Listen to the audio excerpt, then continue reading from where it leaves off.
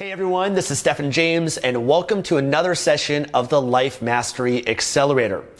Now today, in thinking about what I wanted to share with you today, I wanted to share with you something that has really been on my mind a lot lately. It's something that I really think could be invaluable to you in your life, your future, your family, all of that. And really what I want to do here is spend some time to help you prepare. Now, what do I mean by that? In our lifetimes, you and I, we're going to encounter incredible challenges, adversity, pain, suffering, beyond what we might have faced in the past and beyond what we could even imagine. And I'm not saying that to be pessimistic, but to be realistic and not to be naive about the challenges that will come in our lives. You see, if right now you're doing great in your life, then amazing. I'm doing amazing as well. Hopefully you're celebrating that and really enjoying it. But we can't be naive to think that things will always go well forever. There will be challenges that we face, whether that's financially, whether that's in our career, whether that's in our business, whether that is in the economy, whether that's with our kids, whether that's with our loved ones, with our health, our bodies, that if we're not prepared for it, it could devastate and destroy our entire lives. To give you some examples, in the next 12 to 24 months, there's a lot of speculation that there's going to be a recession that's coming. That it could be as worse as 2008, it might be less, or it could be even greater than that. All the top investors and people are speculating that there's going to be a recession. And if you're not prepared for that, then it could be a very challenging time for you. I mean, imagine, losing your job in the next 12 to 24 months, or having the money that you're making from your business cut in half. Making 50% less than what you're making right now, or having to take a demotion and get paid less from your employer, or imagine your entire net worth, your entire investment portfolio being wiped out 50% in a day. I mean, if you're not prepared for that, then that's going to startle you. Same thing, look at your health. I hate to break it to you and be the bearer of bad news, but 1 in 3 people in North America, in the United States at least, die from cancer and heart disease. Someone that you and I love, our parents, our friends, our family members, are going to die. They're going to pass. There's so many things that are going to happen that we're going to encounter and go through in life that if we're not prepared for it, then it's going to destroy us. It's going to affect the quality of our life. And I believe that the time you get prepared is now, is today. You start planning and preparing so that when these events occur in life, these obstacles, these challenges don't become an obstacle, they become an opportunity for you. In fact, I believe that if you're prepared for a recession that's coming, then you can actually create more wealth during that time than you have at the entire stage of life that you've been alive and worked so hard to get to that point. If you're prepared for these things, it can be your greatest asset and advantage. And so I really believe in preparation. I really believe in being proactive, not reactive. Leaders prepare. Leaders anticipate challenges that are coming, and through anticipation and knowing the road ahead, they can plan and strategize, prepare for it mentally, physically, spiritually, that it doesn't affect them as much. Losers react. So you want to make sure you're not in a place in your life when you're reacting to challenges that come up, that you're instead anticipating them. You're prepared as much as you can so you can either take advantage of it or make sure that you're bigger than any challenge that shows up in your life. So I thought this would be a fun topic to talk about. And, I don't mean to create any fear in your life, but sometimes fear can be helpful. Fear can actually allow us to think ahead and be proactive and plan and prepare so that we can make sure that we can mitigate whatever the challenges that we might face in our lives. So I thought this would be a good subject to share with you today and share a few things that have been on my mind. I'll share with you what I've been doing.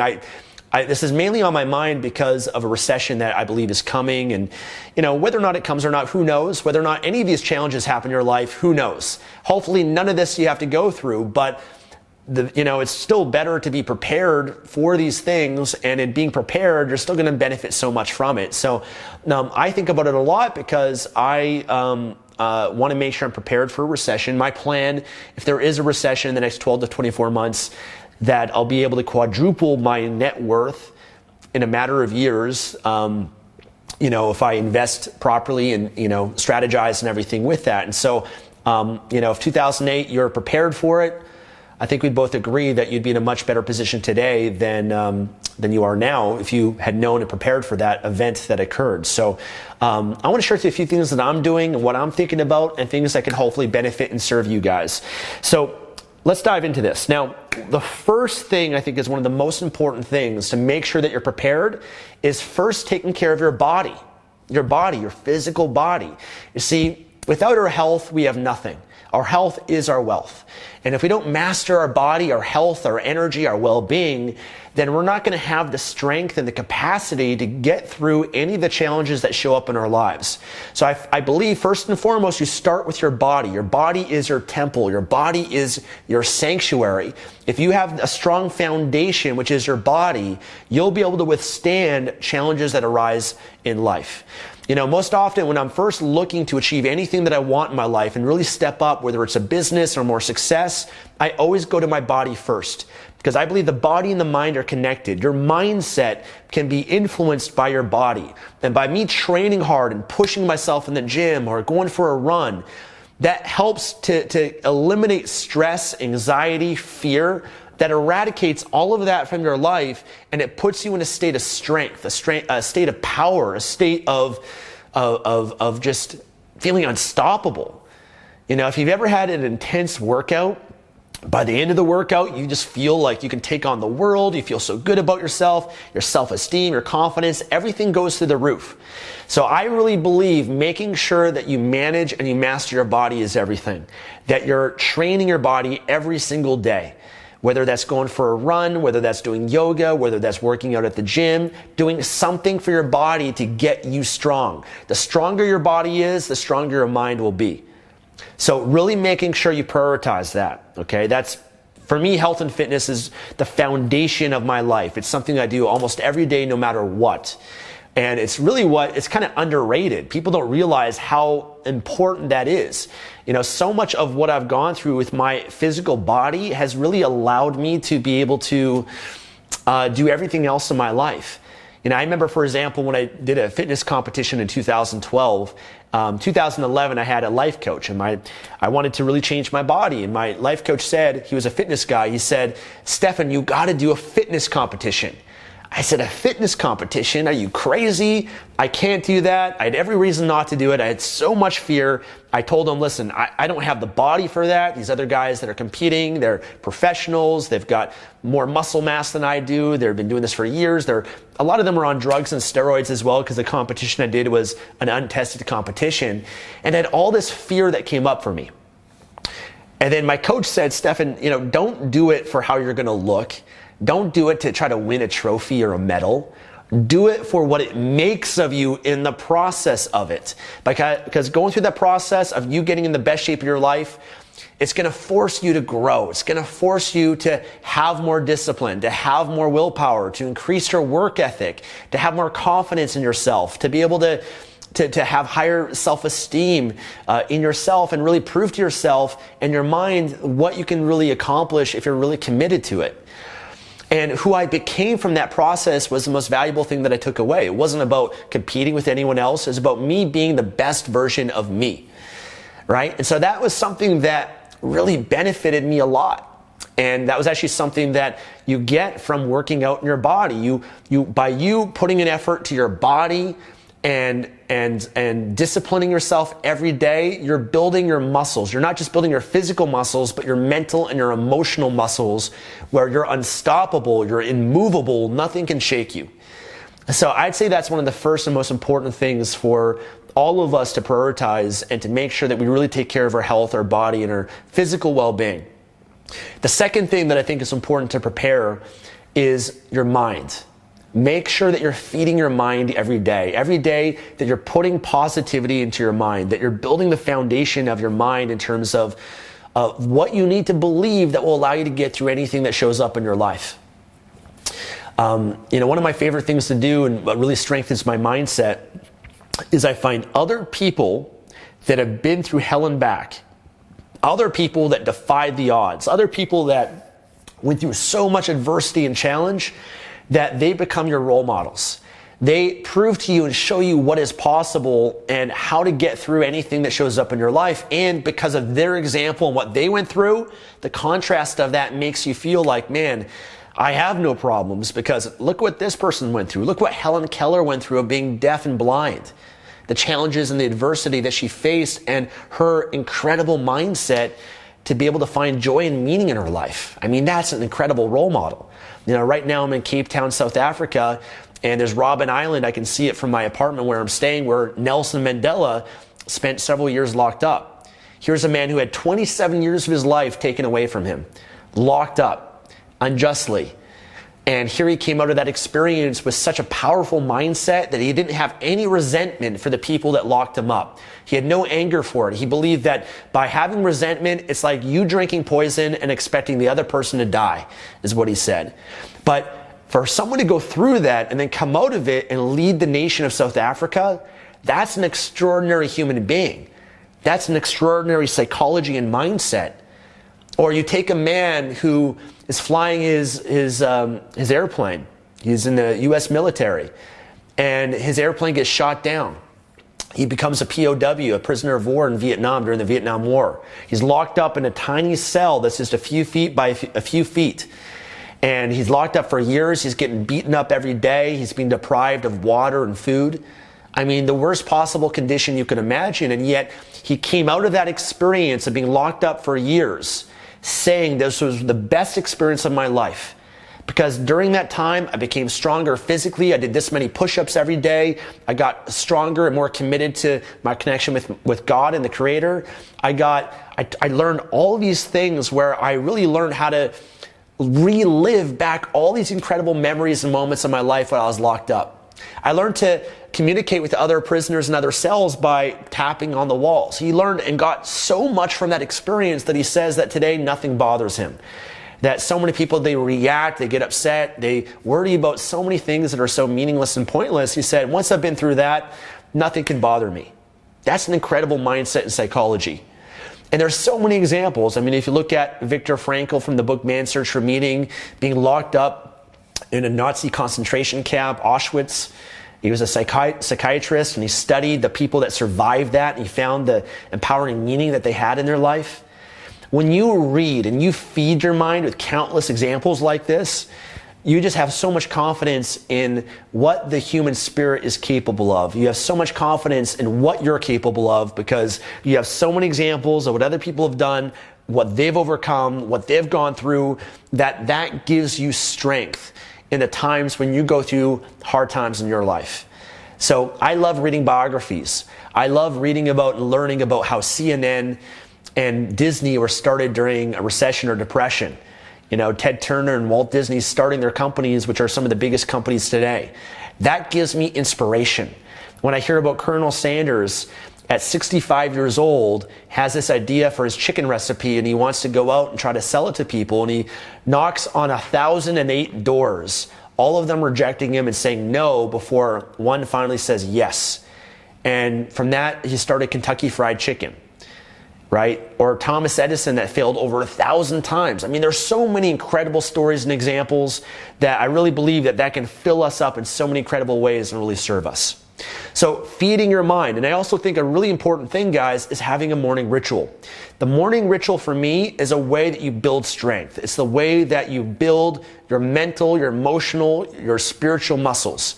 Every day when you prioritize that time for yourself, whether that's 15 minutes, 30 minutes, or an hour, where every morning you're taking care of your body, you're feeding your body with the right nutrition, you're feeding your mind with the right information by reading books, you're doing affirmations to say phrases and beliefs that you want to condition into your psyche, your subconscious mind, you're visualizing and you're seeing the life you want, the person you want to be. All of those things, when you do it, is helping prepare you not just for the day ahead, but for the challenges that will arise later in your life. It's being proactive, because by you putting you at level 10 each day, you're going to be able to handle all the problems that arise and show up in your life. But if you don't do it, if you're reactive, as many people are, and you're not putting yourself to be at your best, then you're just going to react whenever the challenges show up in your life. You're not going to know how to respond to them. You're going to respond to them from weakness instead of strength and power.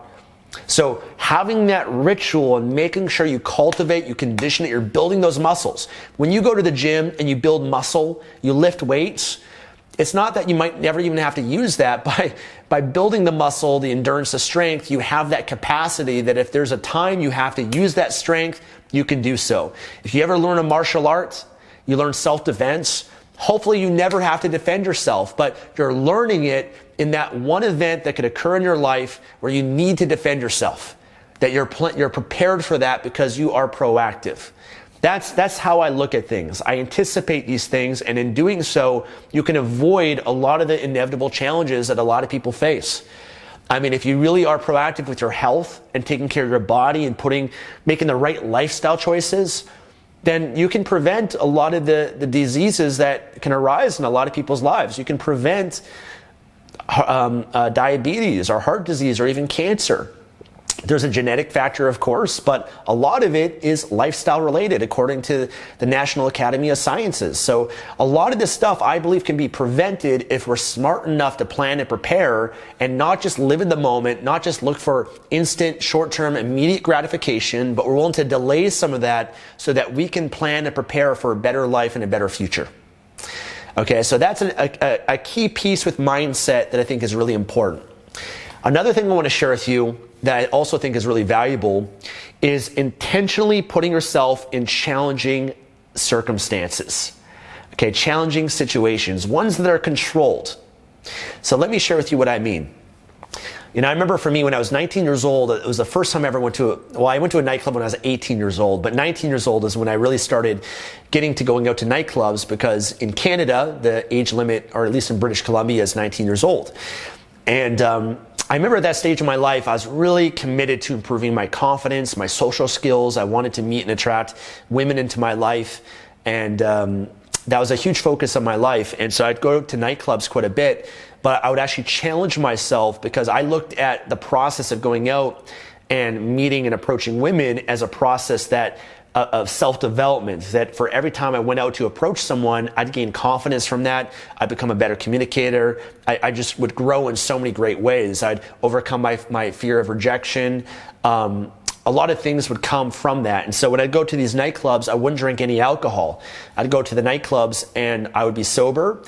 And I'd be there with my friends, of course, and we'd go out and we'd maybe approach a woman. And we'd not just approach women, we approached everybody, because we looked at everything as an opportunity to grow and improve our confidence and our social skills. And so one time though, I realized, you know what, I can fast track my self-development and my growth by making this more challenging on myself, because I realized by me going to the club and having my friend there that it was a crutch.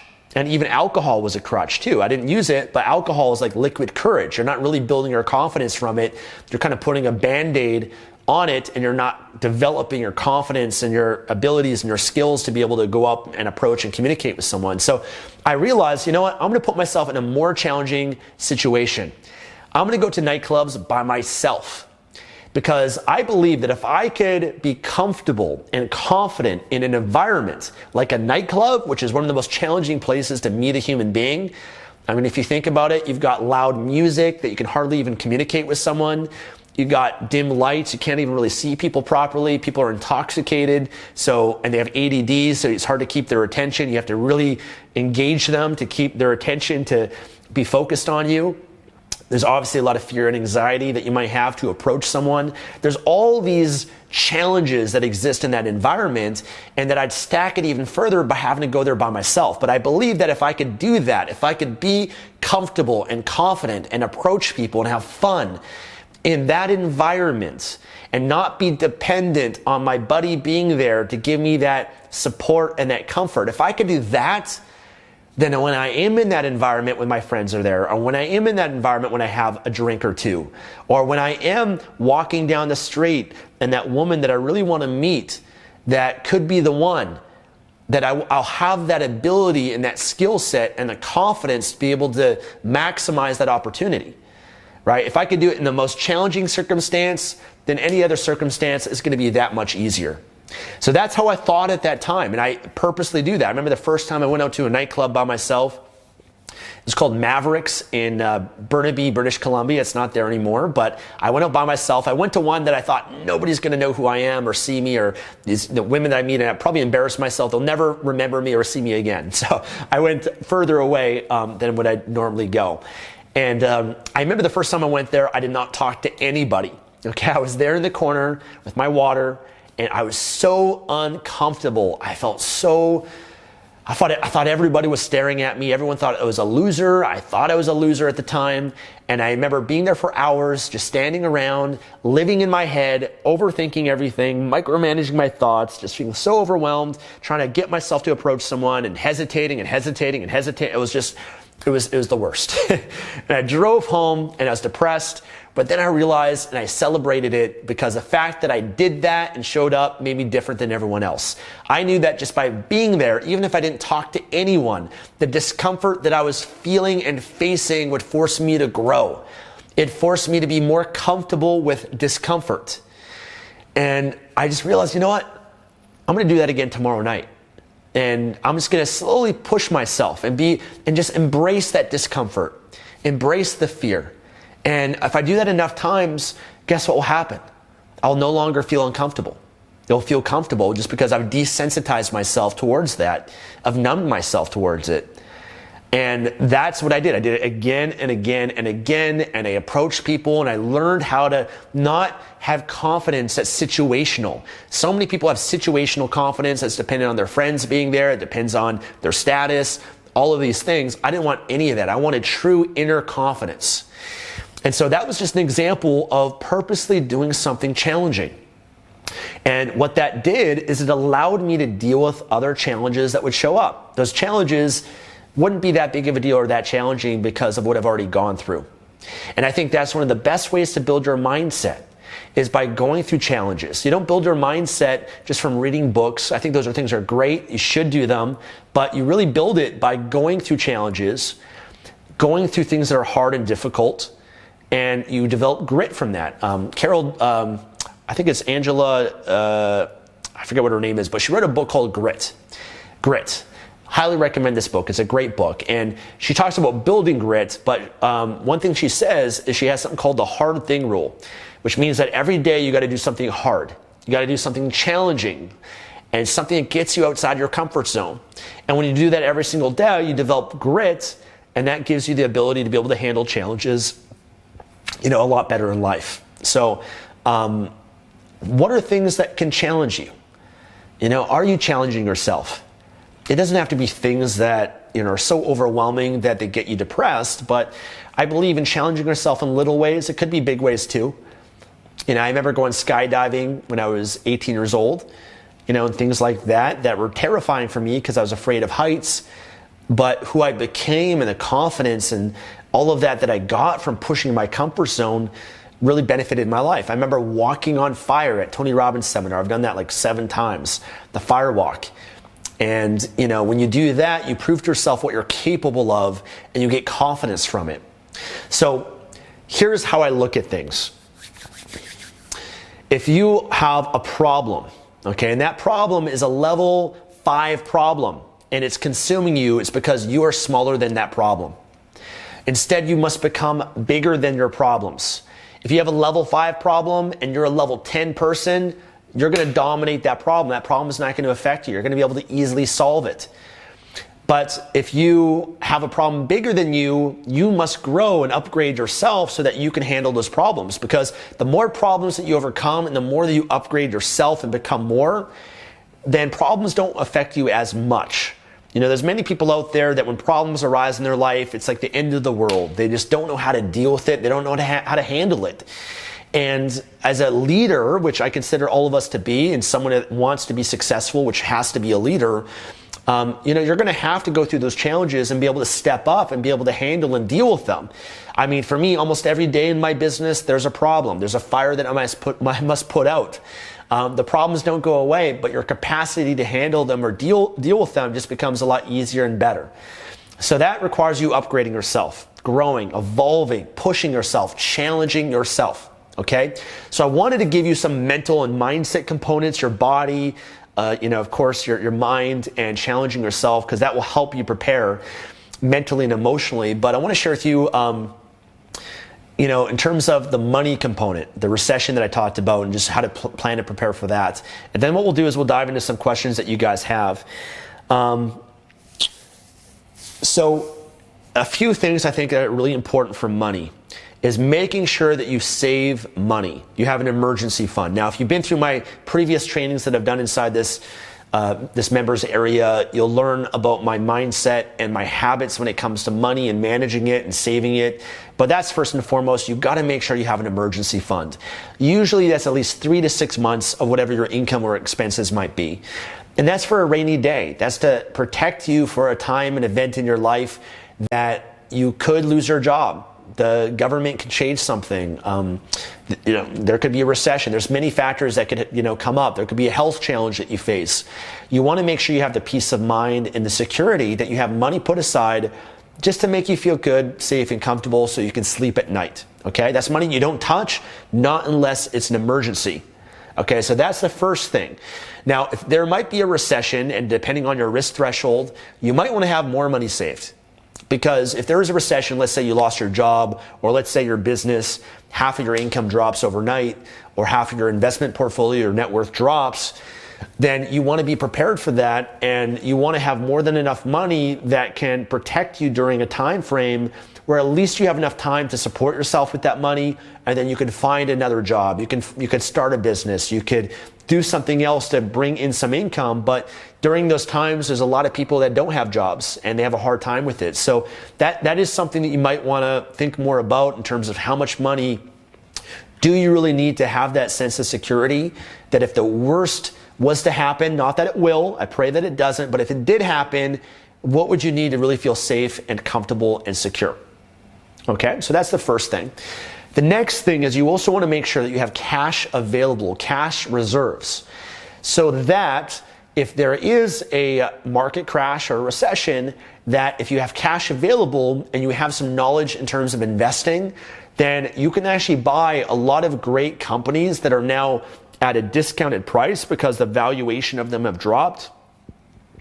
You can now actually buy them, and if you're willing to be patient and wait for those companies to recover, then you can prosper from that. You can buy, for example, Amazon or Apple or Facebook or Google, or maybe, Bank of America or Wells Fargo, or many of these companies that are pretty established companies that have been around for quite a long time and have a lot of cash. They have a lot of, they don't have any debt, and, a number of factors like that. If you're able to buy them at a cheaper price, and then a year goes by and they recover, or 2 years go by and the market goes back even higher, you can make some pretty incredible returns. A lot of people became incredibly wealthy in 2008 when there was the recession because they're able to buy a lot at a cheaper price because they're prepared for that. And to do that, you need cash available. So that's another reason to carry some cash. Now, for me, what I do is I have a lot of cash that I carry, but I don't like money just sitting there. I like to at least get some return on my money. So at the very minimum, my money has to be sitting in a savings account where I can at least get some interest on that money. But interest rates are fairly low. You're not going to get as much to cover inflation. And so I also like fixed income investments. Fixed income investments could be a treasury bill, a GIC, and if you're in Canada, some sort of guaranteed investment where you deposit, let's say $10,000, and it's either redeemable, it's a cashable investment where you could take it out within a certain time frame and you get a higher interest from it, or some of them are more locked in where you have to lock in that money for 3 months, for 6 months, for a year, 2 years, but you get a higher return from that. The only challenge is you can't pull it out. Now, I don't like those ones that are locked in because it prevents having the flexibility that if the market crashes tomorrow, then I don't have that money that I can take and buy some of the stock that I want to buy. So that's why I like things that are more flexible, things that are either they might be locked in, but they're locked in for a few months, a short term, or they are redeemable and more flexible in that way. Another thing that I like to buy is bonds. I like to buy government bonds. Government bonds are more secure and safe than corporate bonds or even junk bonds. Junk bonds are companies that don't have good credit rating. Obviously, corporate bonds, because you're lending money to corporations, they can go under. But government bonds, governments are fairly secure, at least in the United States, Canada, and most in Europe. So I like government bonds. And government bonds can allow you to get a return on your money, and it can protect it a bit. You're not going to get as much as you will from stocks or more growth vehicles like that, but I do like bonds, and I more specifically like ETFs, which are exchange-traded funds. So you can buy those on the stock exchanges, and I like you can get like government bond ETFs, where it's more diversified as well, so it provides more security, and then it pays you dividends. So I like a lot of those. Those are things that I also tie up money into as well, because they don't really fluctuate much in the valuation, but at least I'm getting some money from that every quarter with the dividends. And then if there's a recession, I can sell it off without really losing much of my investment, and I could take that cash and then investment in other vehicles that I believe have more potential to make me money. So that's kind of how I think. I try to make sure that my money are in things that I can liquidate that give me flexibility. I'm not really buying real estate right now or holding that, because real estate is an asset that's hard to liquidate. And especially if there's a recession, it's hard to get out of it and sell it, because the market and the demand for it can change. So real estate is really great as a super long-term investment, not unless you're really good at buying in an area, repairing it, fixing it up, and flipping it, and that's your model. But for the most part, real estate's great to sit on for 5, 10, 20 years, long term, where you're not going to liquidate it, because liquidating real estate short term doesn't make sense. There's so many legal fees and taxes and all that sort of stuff that you pay that, it really eats up any profit that you might have had. So for me, that's why I like to make sure that my investments and my money is flexible and gives me that ability. And then I have certain habits in my life where I check what's going in the markets every single day. That's been a habit that's been a part of my life for many years. I use an app on my phone called Yahoo Finance, and you can go to yahoofinance.com or finance.yahoo.com, and it just kind of gives you a summary of what's going on in the markets, different news, whether it's related to government or whatever it is, based on a lot of the companies and the stocks that you might buy or might be interested in investing in. And I read articles on that every day, and that's one of the ways that I learn and just kind of stay on top of what's going on in the world. And the great thing with Yahoo Finance is you can link your brokerage account with it, so it pulls all your stocks that you own to that, and you can actually review everything right from Yahoo Finance as well. So I do that. And then also, I will mention too, I'm not just waiting for the recession to invest. I still invest all throughout the year as well whenever there's dips or good opportunities, but I'm still saving the majority of my cash reserve for times when there will be a recession or an opportunity like that. So those are a lot of things that I plan to prepare for. That's a lot of things that I think about in terms of my mindset. And there's many other things too, but really what I thought this discussion and what I shared today could help you with is just to think about your life, because I don't know your exact situation. I'm just sharing what I do with stocks and investings and how to prepare for that. But I think what's valuable is what do you need to do to prepare in your life? Like, if you were to think about the worst, not that you live there, I don't want you to get depressed about it, but think about the worst. What if you lost your job? What if there's a recession? What if half of your investments or savings disappeared overnight? What if you found out that you're going to get cancer, or you had a health scare? Or what if someone that you know and love, could be getting cancer or heart disease or a serious challenge that is going to happen the next year, 2 years, 5 years? I just want you to think about those things in your life, because you know your life better than I do.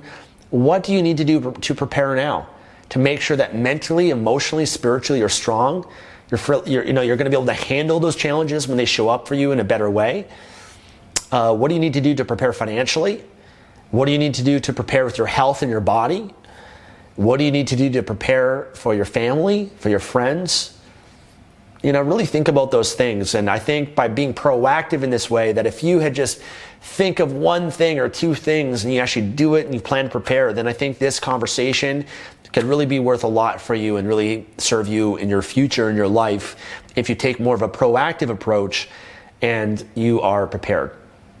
So I wanted to share that with you guys, and hopefully you got some benefit and value from it. But I really believe in being proactive, not reactive, as so many people are.